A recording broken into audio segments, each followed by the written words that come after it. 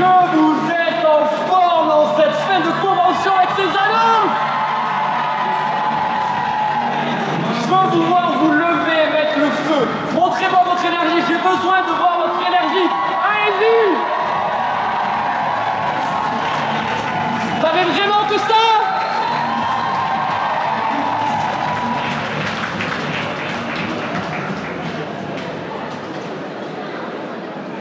Qui est enthousiaste à propos de ce qui est en train d'arriver? Qui a envie d'aller conquérir le monde? Qui a envie d'aller chercher ses rêves? Ça tombe bien. Je vais vous partager des choses essentielles avant de quitter ce week-end qui, pour moi, dans ma carrière, m'ont permis de passer des steps et d'atteindre la liberté que j'ai aujourd'hui. Vous savez, je suis un fervent croyant de quelque chose qui est que le succès d'un individu, quel que soit son domaine d'activité, quel que soit ce qu'il fait, est lié à 80% à l'état d'esprit qu'il associe à ce qu'il développe. Et comme vous pouvez le voir, j'ai emmené un miroir avec moi sur la scène parce que j'ai capté quelque chose il y a 10 ans en arrière que beaucoup ont du mal à absorber au début, quand ils sont au début de leur carrière entrepreneuriale. C'est premièrement de ne pas regarder à gauche ou à droite, mais c'est de se regarder fermement soi-même et d'observer attentivement où est-ce que j'en suis de mon propre développement personnel. Je vais vous dire une phrase que je vous invite à noter aujourd'hui. La hauteur de votre niveau de développement personnel détermine le niveau que vous pouvez aller chercher entrepreneurial, le niveau de succès, le niveau de richesse, le niveau d'impact, le niveau de leadership que vous allez aller chercher. Au plus vous allez vous développer personnellement, au plus vous allez vous permettre à votre propre personne de pouvoir atteindre des choses qui sont grandes. Vous savez, il y a ce qu'on appelle dans les lois leadership le plafond de verre. Un plafond de verre, c'est tout simplement un plafond, quelque chose qui nous empêche de passer au niveau supérieur. Est-ce que vous avez ressenti au fond de vous déjà ce blocage, que ce soit dans la vie ou dans le business? Avez-vous ressenti un blocage? Comme s'il y avait quelque chose qui vous empêchait d'avancer? Est-ce qu'il y a des personnes dans cette salle qui ont eu ce ressenti au moins une fois dans leur vie? Je ne sais pas pourquoi on m'empêche. J'ai un empêchement, j'ai quelque chose qui m'empêche d'avancer, d'aller là où je veux. Je vous invite à faire une chose. C'est observer où est-ce que vous en êtes, non pas du business, mais de votre niveau de développement personnel. Vous savez, je dis toujours une chose, moi, ce qui m'a sauvé la vie, ce n'est pas de faire du business et de gagner de l'argent. Ce qui m'a sauvé la vie, c'est de rencontrer le développement personnel. Le développement personnel m'a permis de regarder fièrement qui est-ce que j'étais et qui est-ce que je pouvais devenir et comment j'allais le devenir. Et ça représente 80% du succès de l'évolution d'un individu. Et donc, là où je veux en venir, quand vous vous regardez dans cette glace, dans ce miroir, la chose la plus importante, et ça c'est la première leçon que je veux vous partager ce soir, chaque matin, quand vous vous regardez droit dans ce miroir, la première des choses que vous pouvez observer, bien évidemment, c'est vous. Mais la chose que vous observez réellement, et ça vous l'avez entendu et réentendu dans votre carrière entrepreneuriale, mais je veux appuyer dessus, la personne que vous voyez physiquement représentée à travers le miroir, ce n'est pas seulement vous. C'est la combinaison des 5 personnes avec qui vous passez le plus de temps. Vous êtes un mix dans le miroir. La personne que vous voyez est un mix des 5 personnes avec qui vous passez le plus de temps. Vous savez, vous avez quelque chose à faire de très simple.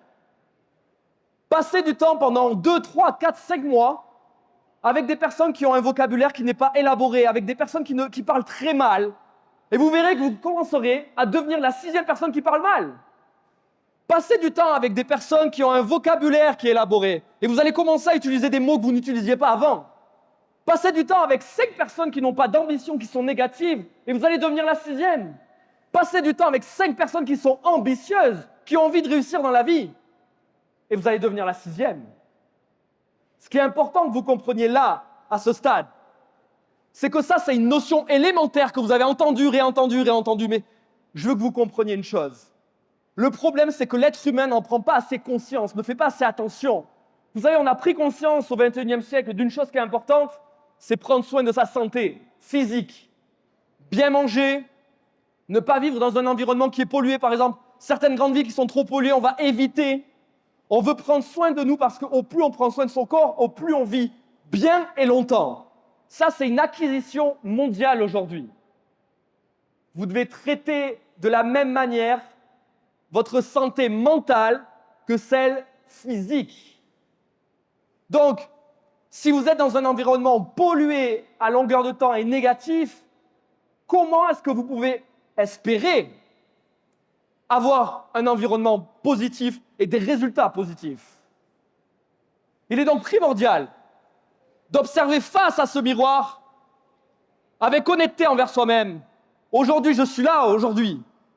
Mais je suis représenté non pas seulement par moi-même, mais par les 5 personnes qui m'entourent. La deuxième des choses que je veux vous partager, c'est simplement que ce miroir va être la représentation de vos affirmations quotidiennes. On a tous des affirmations quotidiennes. On a tous des affirmations positives ou négatives. C'est-à-dire qu'on va être soit dans « je peux réussir »,« je peux y arriver », ou bien « je ne sais pas si je peux y arriver »,« je ne sais pas si je peux le faire »,« je ne sais pas si c'est fait pour moi »,« je ne sais pas si je vais y arriver ». Et donc, quelle est la qualité de vos affirmations quotidiennes? Qu'est-ce que vous vous dites à vous-même chaque jour? Qu'est-ce que vous vous dites dans ce miroir chaque matin en vous levant? Est-ce que vous vous encouragez? Ou est-ce que vous êtes à l'inverse? Est-ce que vous êtes une personne qui s'encourage chaque jour? La deuxième des choses, c'est la qualité de vos pensées. À quoi est-ce que vous pensez chaque jour? Est-ce que vous pensez à devenir une personne successful? Est-ce que vous pensez qu'un jour, ce genre de choses peut vous arriver? Est-ce que vous pensez réellement que vous pouvez obtenir la liberté que vous souhaitez? Ou est-ce que vous êtes dans le système de pensée encore un coup où vous n'avez pas une vision claire de ce que vous pouvez faire? Vous savez, il y a une phrase que je vous invite à noter, c'est « La qualité de mes pensées détermine la qualité de ma vie ». La qualité de vos pensées détermine la qualité de votre vie. Quand j'ai compris cette phrase en démarrant l'entrepreneuriat, j'ai compris 2 choses. La première, c'est que j'avais beaucoup de pensées au fond de mon esprit qui n'étaient pas alignées avec ce que je voulais dans la vie. Et c'était malheureux. Parce que je voulais du succès, je voulais une liberté, je voulais plus d'argent, je voulais du temps, je voulais plein de choses. Mais à la fois, j'avais des self-talk, des affirmations personnelles, quand je me regardais, qui n'étaient pas alignées à ce que je désirais. Et donc, la chose que je vous invite à faire, à partir de maintenant, parce que la magie qui peut s'opérer, elle est à n'importe quel moment. C'est-à-dire qu'aujourd'hui, si en sortant de cette salle, vous avez eu des prises de conscience, vous pouvez décider, à partir de ce moment présent, de vous dire « je décide de communiquer différemment envers moi-même ». Parce que la meilleure personne pour vous encourager chaque jour, les amis, c'est vous. C'est personne d'autre. Beaucoup trop de personnes attendent d'être encouragées par d'autres personnes pour atteindre des accomplissements. Vous devez vous encourager vous-même. Vous devez être la personne qui vous pousse chaque jour. La question à vous poser, c'est est-ce que je me construis positivement chaque jour ou est-ce que je me détruis négativement chaque jour? Et la première prise de conscience de ce training, j'aimerais que vous visualisiez un miroir et que vous vous regardiez, que vous vous posiez la question suivante. La personne que je vois dans le miroir, là, maintenant, tout de suite, Est-ce la personne que j'idéalise dans le futur ou est-ce que c'est tout l'inverse? Est-ce que actuellement, la personne que je vois est la personne que je souhaite ou non? Si ce n'est pas encore la personne que vous désirez, je vous invite à faire une chose. Visualisez positivement la personne que vous souhaitez devenir et non pas celle que vous ne voulez pas. Le principal problème de l'être humain, c'est qu'il est constamment en train de visualiser l'opposé de ce qu'il souhaite qu'il lui arrive dans la vie. Je veux la liberté et je visualise que je ne peux pas y arriver, que je ne suis pas bon. Vous devez visualiser ce que vous voulez qu'il se produise. À présent, j'aimerais vous parler de ce que j'appelle la valeur d'une personne, parce que de nos jours, tellement de personnes reçoivent un conditionnement, des choses négatives qui leur arrivent dans leur vie, qui rencontrent des personnes négatives. Les gens perdent la conscience de leur propre valeur. Et je veux vous le représenter par rapport à quelque chose. J'ai ici entre les mains, si vous pouvez le voir avec la caméra, un billet de 200 €. Tout le monde le voit? Donc qu'est-ce que c'est, les amis? Un billet de 200 €. Donc ça représente quoi? 200 €. On est d'accord, vous me suivez?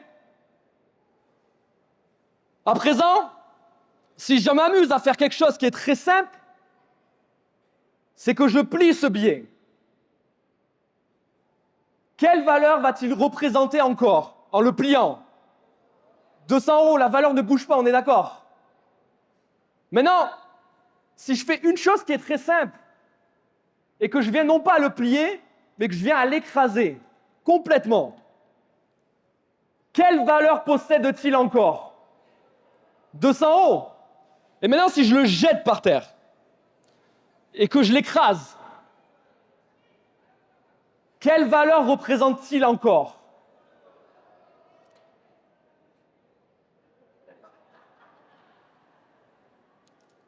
Je veux vous le montrer. Ce billet n'a pas bougé. Ce que vous devez comprendre à travers ce billet de 200 € et que vous devez vous souvenir à vie, c'est que quoi que je fasse, que je le maltraite, que je l'écrase, que je lui parle mal, que je le conditionne, que je le plie, il garde et il possède la même valeur.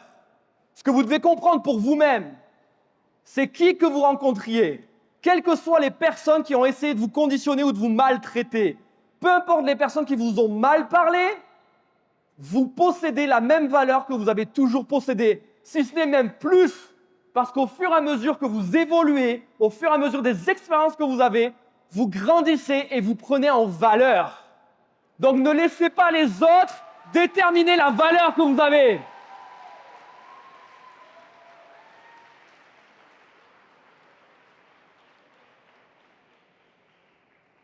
La vraie valeur que vous devez imprimer, c'est celle-là, les amis.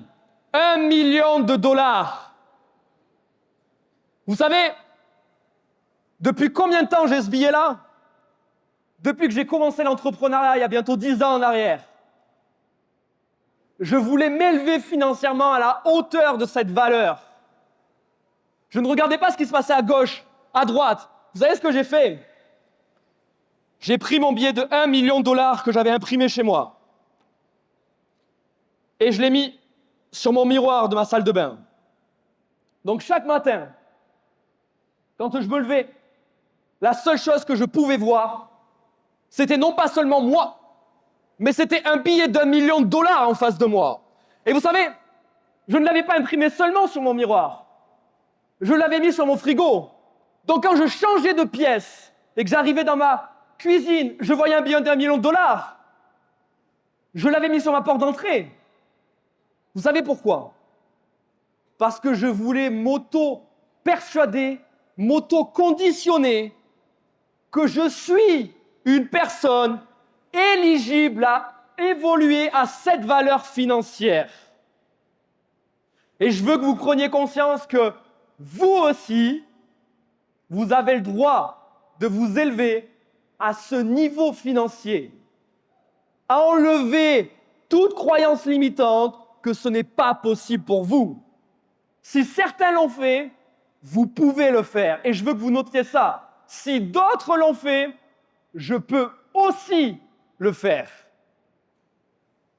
La deuxième histoire qui est importante pour moi de vous raconter aujourd'hui, c'est une histoire que j'ai vue sur un document du docteur Serhan Lee, qui comparait une barre de fer de 1000 grammes. Il disait, la valeur d'une barre de fer de 1000 grammes est d'environ 100 $ aujourd'hui sur cette planète. Et la chose qui était intéressante à analyser, c'était que si cette même barre de fer de 1000 grammes, on ne la laisse pas au stade de barre de fer, on la transforme simplement en fer à cheval, la valeur de 100 $ se transforme en valeur de 250 $. Si cette même barre de fer de 1000 grammes, je ne fais pas des fers à cheval avec, je fais des aiguilles à coudre. Une barre de fer de 1000 grammes évaluée à 100 $ passe à 70 000 $. Et maintenant, si cette même barre de fer, qui vaut 100 $ à la base, je la transforme, écoutez bien, je la transforme seulement pour de l'horlogerie de luxe et des engrenages, la valeur passe à 6 millions de $. Et si maintenant, je la transforme pour des lasers de précision en lithographie, cette même valeur passe à 15 millions de $. Et vous savez, quand je regardais ce docteur partager cette science, ça m'a mis un déclic, une prise de conscience, où j'ai pris conscience que oui, le succès d'un individu, il ne réside pas dans sa composition, il réside dans ce qu'il en fait, dans la transformation qu'il va en faire. C'est-à-dire que la clé du succès aujourd'hui pour vous, vous devez comprendre que ce n'est pas la manière dont vous vous voyez aujourd'hui dans le miroir, c'est la manière dont vous arrivez à vous projeter, à vous voir demain, 1 an, 5 ans, 10 ans. Parce que cette barre de fer qui, à la base, vaut 100 $ peut à la fois représenter 15 millions de $. Et donc, ce que vous représentez aujourd'hui ne détermine pas ce que vous allez représenter demain. Vous pouvez à la fois évoluer comme régresser. C'est qu'est-ce que vous allez faire de la personne que vous êtes aujourd'hui et qu'est-ce que vous allez faire tout simplement de vos expériences. Vous savez, j'ai une autre histoire à vous partager. C'est tout simplement que, il y a à peu près 2 mois de cela, il s'est produit un événement extraordinaire. J'étais à 12 jours d'un lancement très important dans ma carrière et j'avais engagé une boîte marketing de très haute performance pour m'accompagner sur le côté marketing. Je m'apprêtais à lancer mon livre et je réfléchissais avec eux tout simplement à comment opérer le meilleur marketing pour pouvoir lancer tout simplement ce livre, parce que c'est quelque chose que je vais vous raconter après qui me tenait beaucoup à cœur. Et donc, 12 jours avant ce fameux lancement, je reçois un coup de téléphone de cette boîte marketing que j'avais engagée qui me dit « Écoute Mehdi, nous avons trouvé la meilleure chose que nous puissions faire ensemble pour lancer ton livre. » Je leur réponds « J'écoute. » Et j'entends une voix un peu hésitante qui me dit « Est-ce que tu serais prêt à faire un saut en parachute ? Est-ce que tu as le courage de faire un saut en parachute ?» La chose qu'ils ne savaient pas, c'est que c'était mon rêve. Mon rêve était de sauter en parachute. Et donc, avec un grand niveau d'énergie, je leur réponds « Bien sûr, faisons-le !» Et donc, avec une énorme énergie, dans la même matinée, je me connecte sur le site, j'étais à Dubaï, je me connecte sur le site Skydive de Dubaï et je vais pour réserver mon saut en parachute. Je ne sais pas pourquoi, il y a quelque chose qui me dit au fond de moi, avant de réserver, regarde les conditions. Et donc, je check les conditions, toutes plus normales, et puis à un moment donné, il y a une requête qui s'appelle le poids. Et je regarde, ils disent, il ne faut pas dépasser 100 kilos. Et moi, dans mon esprit, je me dis, c'est OK, mais par précaution, je vais monter sur la balance. Et donc, je monte sur la balance. J'ai pris 2 gifles. La première, je ne pensais pas que c'était possible. Du moins pour moi, parce que je me regardais dans la glace, je ne pensais pas. Je faisais 102,8. Et là, je dis, oh shit. Pour 2 raisons, parce que je me dis, t'as 28 ans, c'est pas top pour ta santé. Et la deuxième, c'était de me dire, mais je ne peux pas rater ce saut en parachute à cause de ça, quand même. Mais il reste 12 jours. Et je lis la requête du dessous qui dit, attention, vous vous pesez habillé.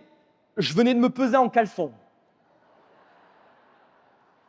Donc au 102,8, vous rajoutez 1,5 à 2 kilos. Donc en gros, grosso modo, 5 kilos à perdre. 12 jours. Et donc j'ai une première pensée qui me vient dans l'esprit. C'était qu'il y a 10 ans en arrière, je faisais des combats de boxe et je faisais des pertes de 5 kilos en 10 jours. Donc la première pensée, et ça c'est une leçon que vous devez retenir aujourd'hui, quand vous êtes capable de faire quelque chose une fois, vous pouvez le refaire en illimité. Donc, si vous avez perdu du chiffre d'affaires, si vous avez perdu des rangs, si vous avez perdu des membres, si vous avez eu des pertes, ce n'est pas grave. Parce que ce que vous avez réussi à construire une fois, vous pouvez le faire 2 fois, 3 fois, 4 fois, 5 fois, 10 fois, 100 fois s'il le faut. Ne doutez pas de vous. Si vous avez su le faire une fois, vous pouvez le faire plein de fois. Et pour ceux qui se disent, oui mais moi, je ne l'ai jamais fait. Moi, j'ai jamais perdu 5 kilos en 10 jours. Eh bien, c'est très bien. Si tu ne le fais pas, si tu ne te donnes pas à 100% pour le faire, comment peux-tu savoir que tu ne peux pas le faire? Donc, tu dois te donner à 100% pour faire des choses que tu n'as encore jamais accomplies, pour accomplir des choses que tu n'as encore jamais accomplies. Et donc, me voilà parti, ce matin, déterminé, parce que je veux faire ce saut en parachute. Et vous savez ce qui se passe? C'est que dans la foulée, je fais 2 choses. Littéralement, j'ai encore l'image dans ma tête. Je tourne ma tête à droite, je vois ma femme et je lui dis, tu sais qu'est-ce que je vais faire là maintenant tout de suite? C'est que je vais commander du poulet et des légumes. Parce qu'à un moment donné, il faut que j'allie la nutrition au sport. La deuxième chose que je fais, c'est que j'appelle mon coach qui s'appelle Eddy. Et je lui dis, Eddy, urgence. Je dois perdre 5 kilos en 12 jours. Comment on fait? Retenez cela. C'est pas est-ce qu'on peut le faire. Comment est-ce qu'on fait? Il me dit, écoute, ça va être un challenge qui va être hard, mais tu peux le faire. Tu vas manger du blanc de poulet, des légumes secs, sans huile, sans rien. Tu vas courir 5 km le matin et faire 1h30 de boxe l'après-midi, et ça tous les jours. Est-ce que tu es prêt à relever le challenge? Je dis bien sûr. Et donc me voilà parti, dans la foulée, je commande mes courses pour mon régime alimentaire et je pars courir 5 km. L'après-midi, je fais mes 1h30 de boxe. Je pense que j'ai fait mes 1h30 les plus intensives de ma vie parce que j'étais drivé, non pas pour aller faire du sport, j'étais drivé par quelque chose d'émotionnel au fond de moi. J'avais un objectif qui était émotionnel. Je le faisais parce que je voulais faire ce saut en parachute. Ce n'était pas une option, c'était une obligation que je le fasse. Donc j'étais motivé. Et donc je me donne comme je me suis jamais donné de ma vie. Au bout d'1h30, j'arrive à peine à rentrer dans ma voiture. Je rentre chez moi, j'ai 25 minutes de route. J'arrive chez moi, je suis mort. Et le lendemain matin, j'inverse. Je commence par la boxe pendant 1h30. Et le soir, on est le 2e jour, le soir, je pars faire mon 5 km. Et il se passe quelque chose de tragique. Au bout de 4 km et demi, j'ai l'impression d'avoir 2 coups de couteau dans les jambes. Littéralement, comme si on me sectionnait les jambes. Parce que tout simplement, j'avais demandé trop d'efforts d'un coup à mon corps. Ça faisait trop longtemps. Et je me dis, si tu ne vas pas au bout, tu vas tout abandonner. Donc va au bout. Et donc je vais quand même au bout. Je fais les 500 derniers mètres. Avec beaucoup de souffrance. Et j'arrive chez moi. Et je me dis une chose. Si Mehdi, tu t'arrêtes maintenant, tes jambes vont lâcher. Donc, je prends mon chien, je prends mon fils en poussette et je pars faire une promenade de 1 heure. Juste de marche, pour faire du relâchement. Parce que je veux me conditionner à... Tu n'as pas le droit de lâcher. Donc, quelle solution tu peux trouver pour que ton corps tienne le coup sans que tu lâches? Le 3e jour, par précaution, je prends un jour de repos quand même. Le 4e jour, je repars courir 5 km et je repars faire ma boxe. Le 5e jour au matin, je décide de faire une chose, monter sur la balance. J'avais perdu 1 kilo.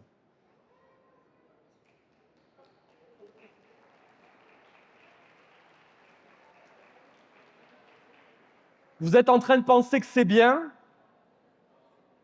J'étais en train de me dire, comment on va faire?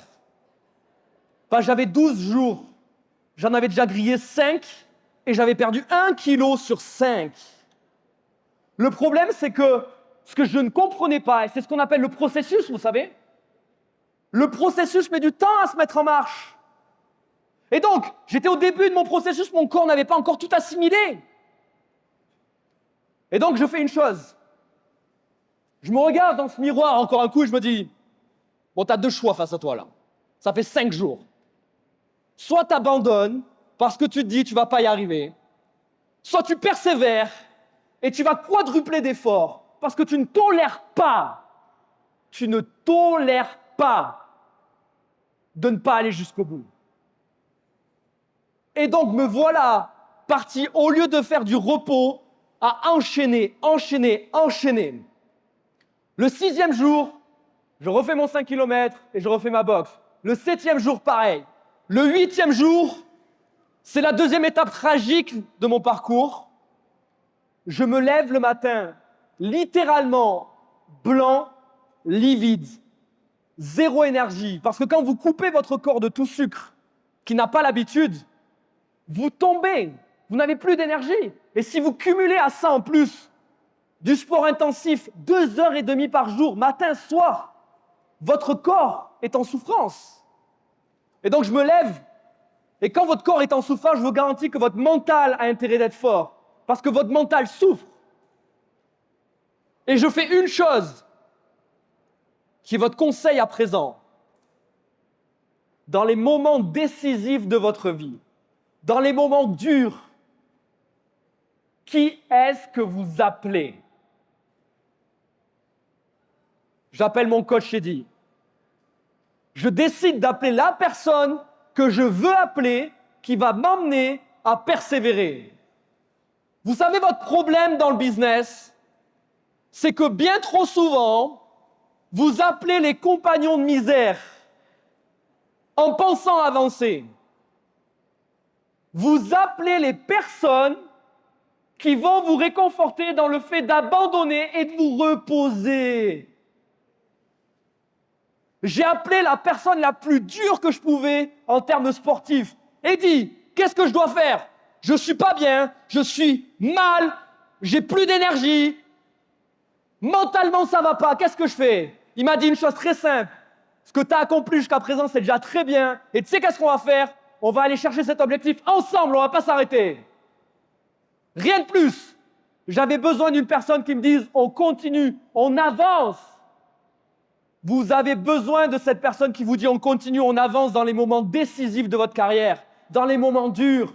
Arrêtez d'appeler les personnes qui ne sont pas des entrepreneurs. Arrêtez d'appeler les personnes qui sont de mauvais conseils. Arrêtez d'appeler ce que j'appelle les dream stealers.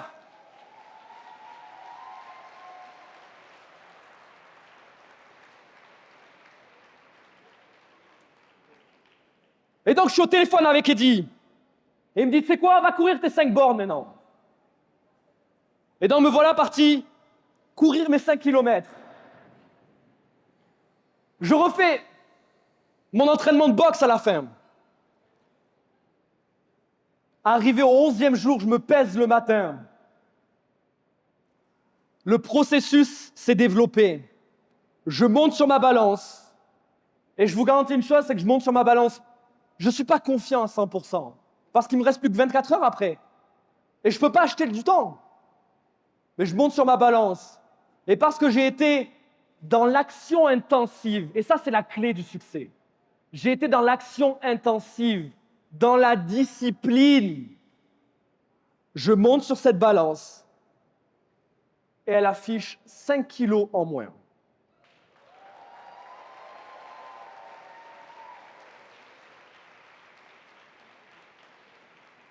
Nous sommes au 11e jour, j'en ai 12, mais j'ai déjà atteint mon objectif.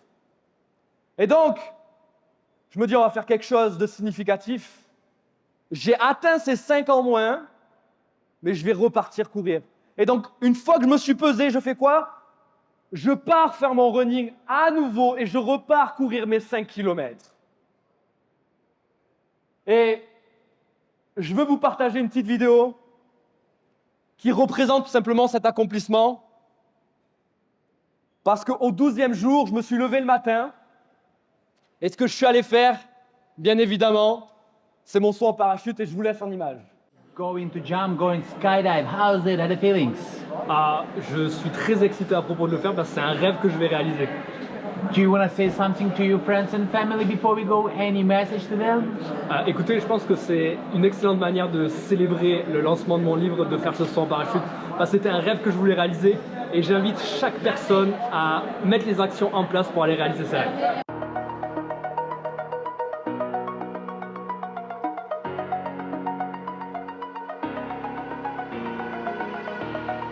Over the edge, feel like I'm floating through the air. The pain I felt is paid for, all is said and done. Oh, I am restricted, fixed upon the web. I need to kick the habit that my mind is breathing in. Break out, I've got to see. Spent all my life holding all of it closely. I played it innocent, a feel of discontent. I'm finally facing it all, fearless.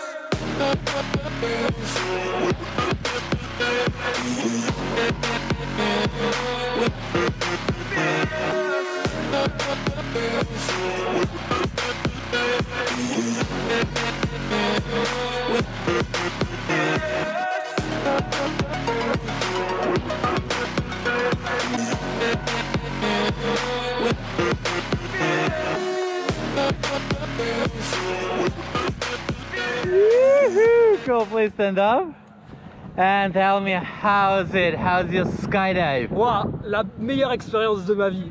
C'est vraiment un rêve devenu réalité et franchement, je vous invite tous à réaliser vos rêves. La leçon que je veux que vous reteniez à travers cela, c'est que vos seules limites sont celles que vous vous imposez. Les seules limites que vous avez dans la vie sont celles que vous décidez de déterminer dans votre vie. Beaucoup auraient pu penser que c'était une chose impossible à faire. Et pourtant, c'est possible de le faire. La chose qui est importante que vous devez associer à chaque objectif dans votre vie, si la liberté financière est quelque chose d'important pour vous, si vos objectifs sont quelque chose d'important pour vous, si vos rêves sont quelque chose d'important pour vous, vous devez les traiter de la manière que vous désirez. Vous savez, la raison pour laquelle je ne tolérais pas de passer à côté de cela, c'est que pendant presque 3 ans de ma vie, à temps partiel, j'ai pris la décision d'écrire un livre. Parce que ma mission de vie, c'est de transmettre à toutes les personnes ce que j'ai pu acquérir tout le long de ma carrière et de les aider à s'élever dans la vie. Et c'était quelque chose qui me tenait à cœur. Vous savez, j'appelle ça une mission de vie parce que c'est au-delà du business, c'est au-delà d'un développement, c'est quelque chose qui reste dans le temps. Et c'est quelque chose que je voulais léguer dans le temps. Et donc, c'était l'une des choses, peut-être la chose la plus importante de ma vie, de faire un lancement à la hauteur qu'il se doit de ce livre. Et donc, c'était quelque chose qui m'attachait émotionnellement. Et donc, je ne pouvais pas, en réponse à cet objectif émotionnel, ne pas être sérieux, ne pas être engagé. Je vous invite à avoir la même énergie, à avoir le même engagement envers les choses qui vous sont chères dans la vie, envers les choses que vous désirez. Et pour ce faire, je veux vous partager 3 choses, les 3 dernières de ce training qui sont ultra importantes. La première des choses, ce sont les obstacles. L'obstacle numéro 1 que vous allez avoir en chemin. Vous l'avez vu par rapport à l'histoire que je viens de vous partager. L'obstacle numéro 1, numéro 2, numéro 3, numéro 4 que j'ai rencontré, c'était moi face à moi-même. Mon énergie. J'en pouvais plus. Physiquement, j'étais exténué. Donc c'était moi face à moi-même. Dans le business, c'est vous face à vous-même. Vous pouvez penser que c'est la société. Vous pouvez penser que c'est vos équipes.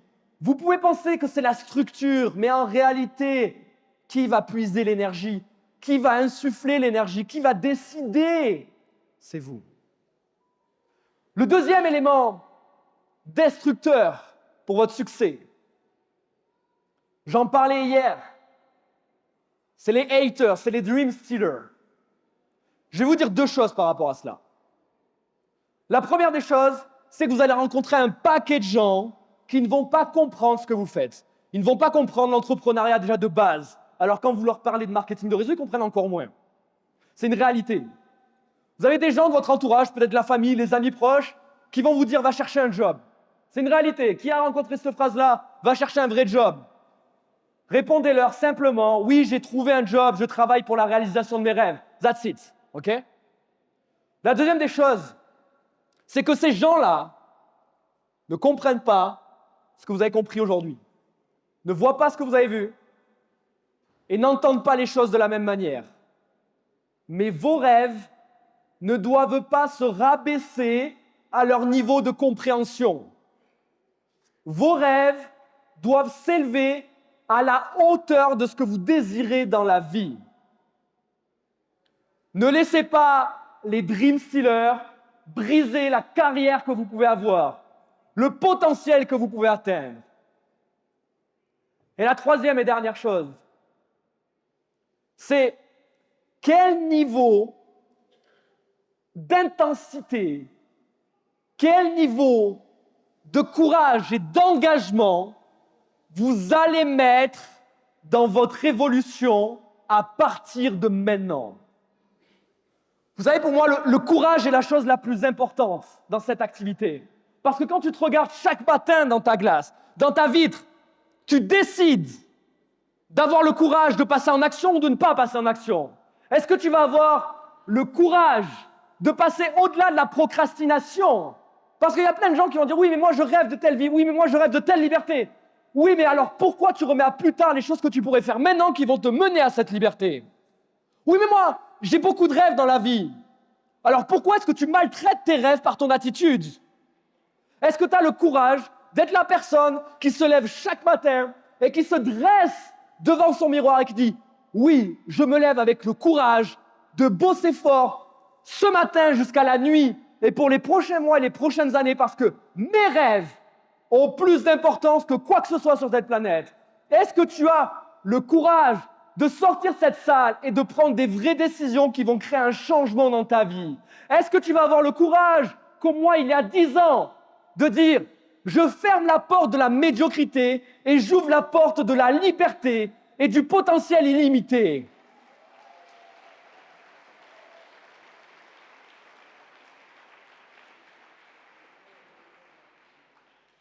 Et je veux tourner le miroir pour finir cette session. Je veux le mettre au milieu. Je veux que vous observiez fermement ce miroir.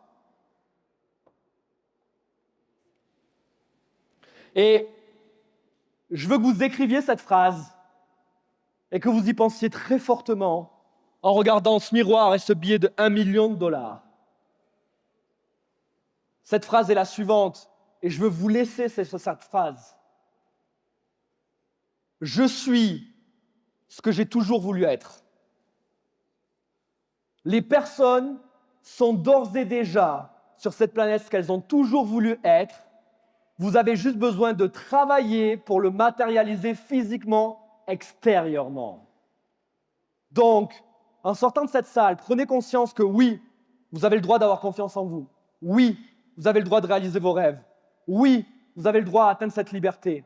Oui, vous avez le droit d'atteindre le next level dans votre vie. Oui, vous avez le droit, vous aussi, de monter sur cette scène et d'être reconnu. Oui, vous avez le droit d'être millionnaire. Oui, vous avez le droit d'être libre financièrement. Oui, vous avez le droit de voyager à travers le monde. Oui, vous avez le droit de vivre et de cesser de survivre.